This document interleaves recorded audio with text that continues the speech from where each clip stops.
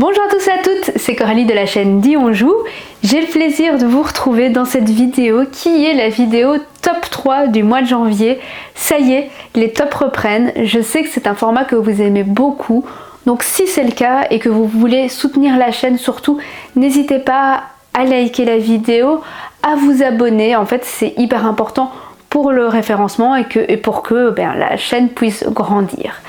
Dans cette vidéo, qu'est-ce que vous allez retrouver? Eh bien, je peux vous dire qu'il y aura un jeu déjà qui a été très controversé, extrêmement controversé. Il y aura aussi un jeu de pose de tuiles plutôt... on me l'a vendu comme du familial, je vais plutôt dire que c'est de l'initié. Et ensuite, il y aura aussi un jeu de déduction qui lui est assez costaud pour le coup. C'est parti!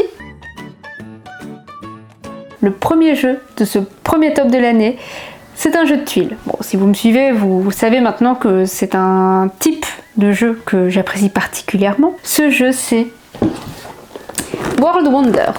Chaque joueur commence son tour avec 7 or à dépenser de la manière qu'il le souhaite. Vous pouvez aussi bien faire plein d'actions de faible valeur en allant chercher des petites tuiles, des chemins ou des tours, ou dépenser votre or pour de grosses tuiles mais en faisant moins d'actions. Les différentes tuiles et éléments de jeu ont chacun leurs conditions de placement. Par exemple, les tuiles polyomino ne peuvent être placées qu'à côté d'autres tuiles de la même couleur ou à côté de chemins. À chaque fois qu'une de ces tuiles est placée, vous avancez sur les différentes pistes de votre plateau. Quand vous remplissez les conditions pour placer un monument, vous pouvez le placer, mais c'est la dernière action que vous ferez pendant ce tour. Vous allez voir quand vous allez commencer à jouer, peut-être que comme moi, vous allez être assez perdu. Et c'est assez étrange parce que les règles sont très simples et pourtant j'avais un peu de mal à voir comment j'allais optimiser mon jeu.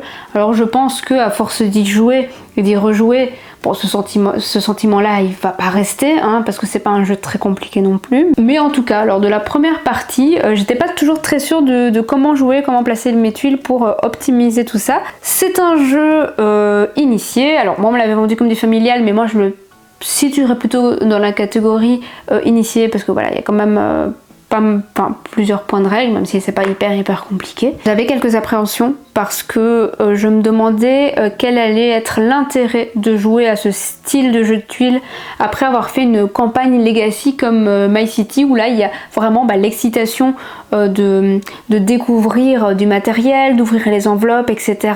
D'avoir les règles qui évoluent tout au long de la campagne. Je me demandais vraiment si ce jeu-ci allait avoir de l'intérêt et en fait il en a. Forcément dans ce style de jeu, il y a tout un aspect puzzle pour savoir comment bien placer ses tuiles. Les tuiles ont chacune des conditions de placement et puis bien sûr il y a ces monuments qui sont superbes. Je trouve ça fou en fait d'avoir un si chouette matériel. Ça participe aussi à l'expérience de jeu et moi ça m'a énormément plu. Je ne le conseillerais pas à plus de 3 joueurs. D'ailleurs, First Player dans sa vidéo a dit que après je pense le 6e tour de jeu il y avait plus de monuments parce que ils avaient déjà tout placé, ce qui est dommage parce qu'il y a quand même un intérêt à aller chercher ces monuments, même si quand on regarde le scoring de fin de partie c'est pas forcément ça qui va rapporter le plus de points. Je me demande même si en jouant sans les monuments il n'est même pas possible de gagner la partie. C'est à vérifier, je ne l'ai pas encore vérifié. Donc moi je vous conseille d'y jouer à 2 ou à 3, pas à 4. En plus je pense que ça devient inutilement trop long à 4 joueurs.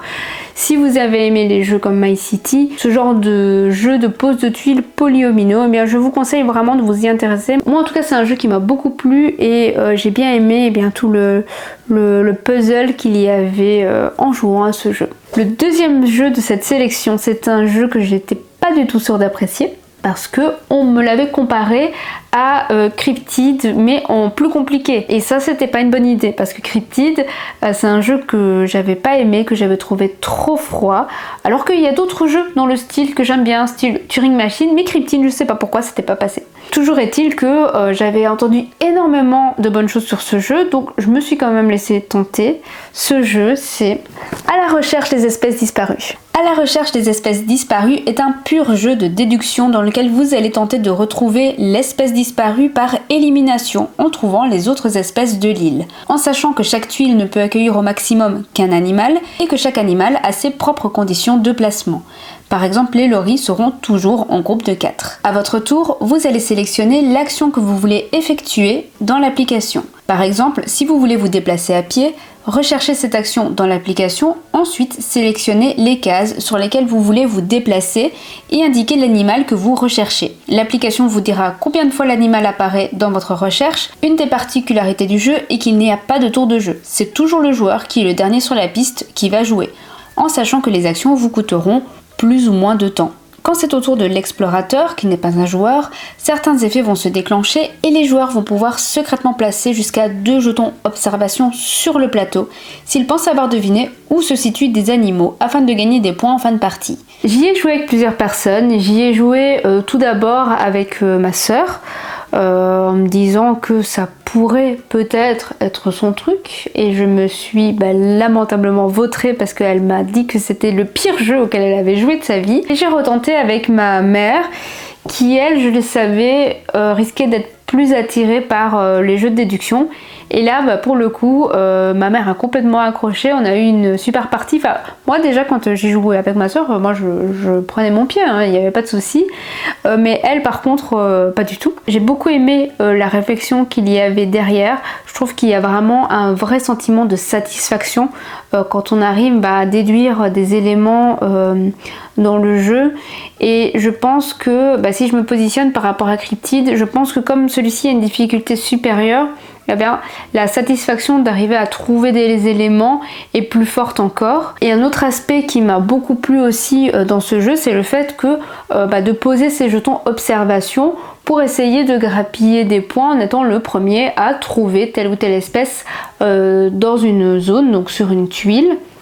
Et en fait, derrière ça, alors ça va peut-être pas être évident à la première partie ou au premier tour, mais en fait c'est ultra important parce que la manière dont vous allez placer vos jetons va parfois en dire beaucoup aux autres joueurs, surtout qu'à chaque fois que vous allez faire des actions, vous allez devoir dire je fais telle action, donc par exemple je me promène à pied et je cherche telle espèce. Vous êtes obligé de le dire aux autres joueurs, donc ils ont cette information. Normalement, si vous jouez bien, vous prenez note de ce que font les autres joueurs. En tout cas, il y a sur votre petite fiche personnelle, il y a un encadré pour ça. Donc vous avez toujours dans un coin de la tête les actions que vos adversaires ont fait. Et au moment où ils vont poser leurs observations, d'office, en fait, ça va donner des indices aux autres. Et du coup, c'est aussi un aspect qui est ultra important et que j'ai trouvé aussi très intéressant dans le jeu. Le jeu a une très belle rejouabilité, ça c'est quelque chose qu'il faut souligner parce que non seulement vous avez le plateau avec l'île qui est recto verso, donc là vous avez 2 îles différentes qui proposent des difficultés différentes, mais vous avez aussi pas mal d'espèces disparues également. Et puis le smartphone va générer à chaque fois des nouveaux paramètres d'une partie à l'autre, donc ça garantit quand même une très belle rejouabilité. J'y allais pas franchement vers ce jeu, mais je suis contente de m'être lancée parce que clairement c'est un jeu qui va rester dans ma ludothèque et je sais que c'est un jeu que je vais avoir plaisir à ressortir souvent. Donc voilà, très belle découverte, à la recherche des espèces disparues. Le dernier jeu de cette vidéo est le premier jeu de ce top 3 du mois de janvier. C'est un jeu qui a été extrêmement critiqué en raison de l'utilisation de l'intelligence artificielle pour illustrer le jeu. Je pense que si vous vous intéressez un peu aux jeux de société, vous savez de quel jeu il s'agit. C'est Path of Civilization. Je pense qu'il y a quand même une petite parenthèse sur l'intelligence artificielle qui s'impose. Effectivement, ce n'est pas quelque chose personnellement que je cautionne, l'utilisation de l'intelligence artificielle pour illustrer totalement un jeu, même si c'est vrai il y a une personne derrière qui dirige ça, mais voilà, ça ne remplacera jamais le travail des illustrateurs qui est un travail important dans le monde du jeu de société. Cela dit, j'avais quand même envie de vous parler de ce jeu parce qu'il a été largement boycotté, à tort ou à raison, c'est un autre débat qui ne fait pas partie de cette vidéo. Il ne faut pas oublier aussi que derrière ce jeu, il y a un auteur, il y a une maison d'édition, il y a plein de gens qui ont travaillé derrière et dont le travail doit être reconnu aussi. Et je pense que le message est largement passé maintenant.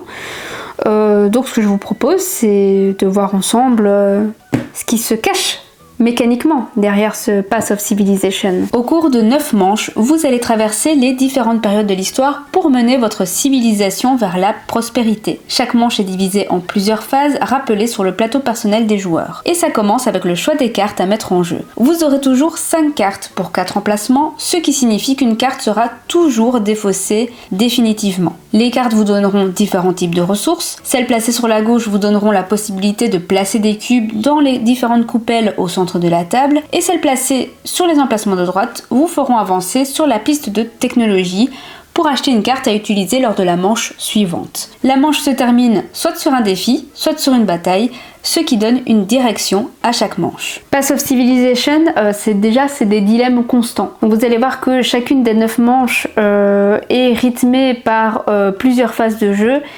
À chaque fois, c'est des dilemmes à chaque phase de jeu. Quelle carte je vais pas jouer et que je vais définitivement défausser. Quelle carte je vais jouer sur la gauche pour avoir des petits cubes à les mettre dans les petites coupelles qu'il y a tout autour de la table. Quelle carte je vais mettre sur la droite pour avancer dans mes technologies, pour aller acheter les cartes. Quelle carte je vais acheter parce que les cartes elles m'intéressent parce que je pourrais les jouer bien sûr aux manches suivantes, mais aussi elles ont un effet immédiat et peut-être que ça m'intéresse parce que dans les défis et les batailles ça va m'apporter quelque chose en fait. Et tous ces dilemmes là mènent au fait que c'est un jeu avec une très belle rejouabilité parce que vous n'allez pas adopter la même stratégie d'une partie à l'autre, vous allez essayer différents axes, vous allez vous orienter peut-être plus sur une piste que vous avez peut-être négligée lors d'une partie précédente, toujours en étant, comme je l'ai dit, orienté par les défis et les batailles qui vont changer aussi d'une partie à l'autre.